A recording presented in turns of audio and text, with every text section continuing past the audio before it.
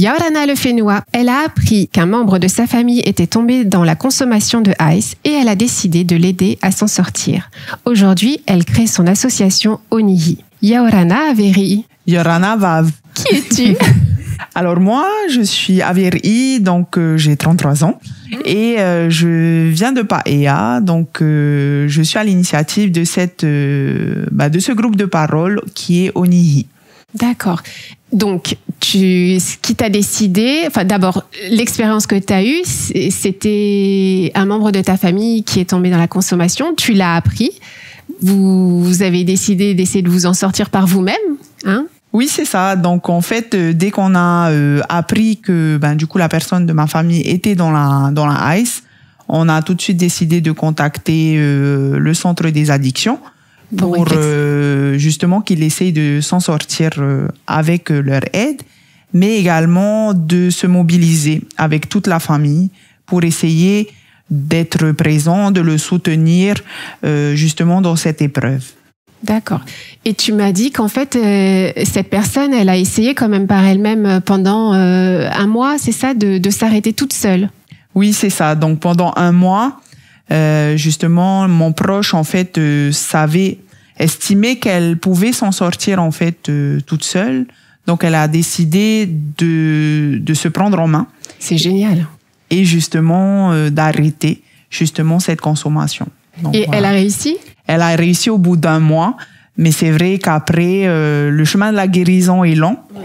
Donc c'est un combat de tous les jours. Après, elle est retombée. Elle a rechuté 2 fois. Et c'est à ce moment-là que tu as sollicité toute la famille. C'est ça. C'est une super idée, ça. C'est ça. Donc, en fait, au bout de la 2e rechute, j'ai décidé, en fait, qu'on pouvait plus s'en sortir tout seul. Donc, on a décidé de prévenir et d'avertir toute la famille pour que tout le monde soit au courant et que, tous ensemble, en fait, on puisse aider et puis se mobiliser, chacun à son niveau, en fait. Aussi un et petit surveiller, peu, oui. Donc c'était ses parents, ses frères et sœurs, ses grands-parents, les cousins, cousines, tonton, tati, tout le monde était au courant. Tout le monde, tout le monde.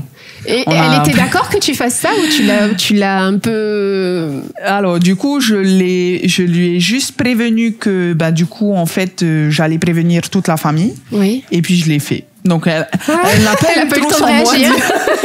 Donc c'est ça, pas eu le temps de réagir puisqu'en fait donc là c'est terrible. Donc en fait ça nous prend au trip. Donc en fait on est obligé d'agir.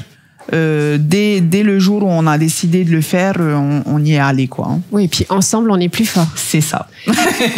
Et donc, à la suite de cette prise de conscience de toute la famille, donc il y a eu quoi comme réaction dans la famille alors? Donc, c'était la surprise, l'étonnement. La déception. Certains, non, pas du tout. Pas vraiment de déception, c'est vraiment la surprise. On est tombé de très haut parce que justement, en fait, aucun signe ne nous montrer que du coup... vous voyez même pas qu'elle consommait? Peut-être mis à part la perte de poids, mais sinon physiquement ou même aucun symptôme qu'on a l'habitude d'entendre, c'est-à-dire la violence ou un changement d'humeur. Oui. Il y avait pas tout ça. Et comment toi tu l'as décelé alors? En fait, elle me l'a dit. Ah.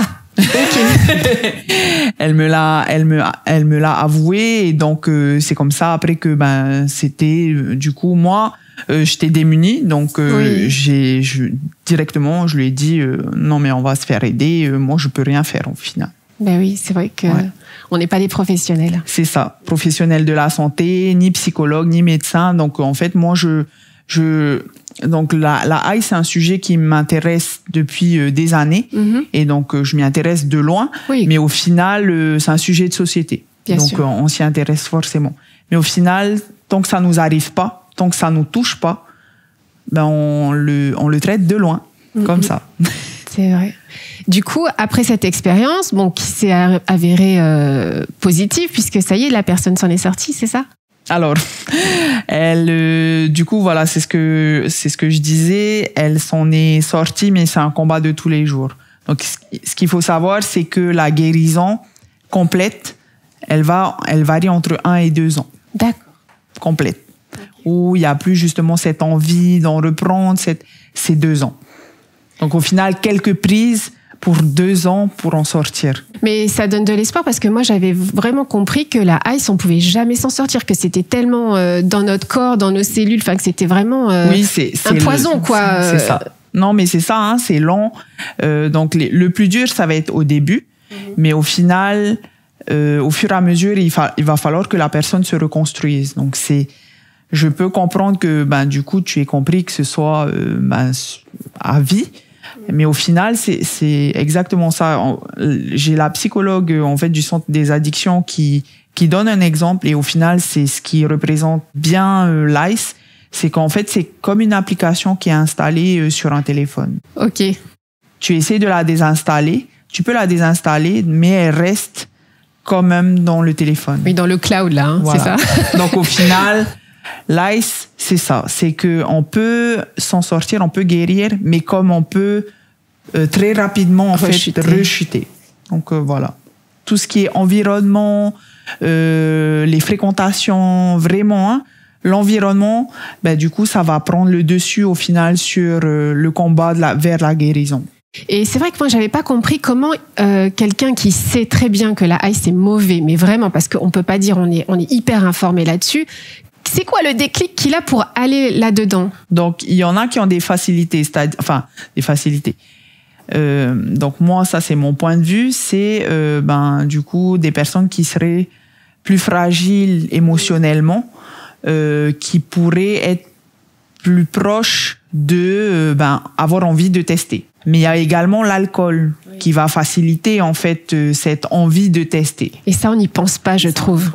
Que l'alcool, en fait, désinhibe et te donne, en fait, des réflexes que tu n'as pas forcément quand tu es à jeun. C'est ça. En fait, quand on prend de l'alcool, donc c'est bien, le vendredi soir, on fait la fête et tout, mais on est plus fragile dans le sens où on est plus à même et plus open, entre guillemets, pour se dire, pourquoi pas tester. Je suis joyeux, voilà. Tout va bien, allez hop, rien ne peut m'arriver. C'est ça.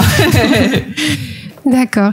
Et comment s'appelle ton association? Du coup, En Devenir, donc normalement, qui va être créée d'ici la fin de l'année, l'association, c'est Onihi.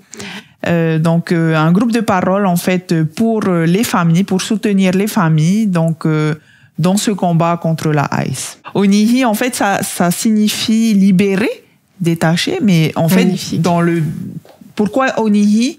C'est dans le but de libérer la parole. Parce qu'ici, en Polynésie, on a l'habitude de tout garder. Tout garder tabou. C'est ça. Oui. C'est parce qu'on a honte, on a peur de dire, on a peur du regard des gens, donc on n'ose pas parler. Mais aujourd'hui, il faut se lever. Et moi, je dis, en fait, en libérant la parole, déjà, ça nous délivre de ce poids. Bien sûr. Mais ça nous libère et aussi ça nous permet de prendre la chose, ce fléau, parce que c'est un fléau, comme un combat, et puis on se sent plus fort quand on en parle. Ensemble. Hein. Ensemble, en fait, on va plus loin. Voilà. C'est vrai. Tu as déjà commencé des groupes de parole, hein, c'est ça? Oui, tu vas dans les quartiers et en plus, t'es mobile, tu vas tout autour de l'île, c'est ça? Hein? Oui, c'est ça. Alors, Onihi, je l'avais imaginé donc, comme une association qui soit mobile, enfin des groupes de parole qui soient mobiles. Puisqu'en fait, normalement, il y a des groupes de parole qui existent déjà au sein du centre des addictions auquel je participe. Mais en fait, ils sont au centre des addictions, donc c'est localisé. Il se situe où ce centre? Le centre des addictions, c'est pas très loin de Tetipacher de Paufey. D'accord. L'Institut Malardé, donc juste à côté. Voilà. Donc en fait, moi je l'avais imaginé au plus près en fait de la population, donc itinérant dans les communes et pourquoi pas dans les quartiers, pour que ce soit au plus proche en fait des familles. Est-ce qu'il y aurait quelque chose que tu aimerais qu'on rajoute? Oui, alors du coup moi c'est un message d'espoir en fait que j'ai envie de porter aujourd'hui, c'est-à-dire que en fait tout seul nos proches, que ce soit nos fils, nos filles, nos neveux, en fait ils peuvent pas s'en sortir tout seuls. Donc c'est un sujet, un fléau qui nous touche tous. Donc moi, c'est un message d'espoir. Je me dis, en fait, qu'avec l'amour, au sein des familles, on peut les aider à s'en sortir. Donc il faut qu'on se serre les coudes, qu'on se tienne la main et qu'on prenne ce sujet en fait à bras le corps et qu'on y fasse face ensemble. Tu as bien raison. Merci beaucoup, Avery. Merci. Et bon courage. Merci beaucoup. Nana. Vous pouvez nous réécouter sur la chaîne YouTube et la page Facebook Hiti FM Tahiti. Et merci d'être avec nous sur Hiti FM.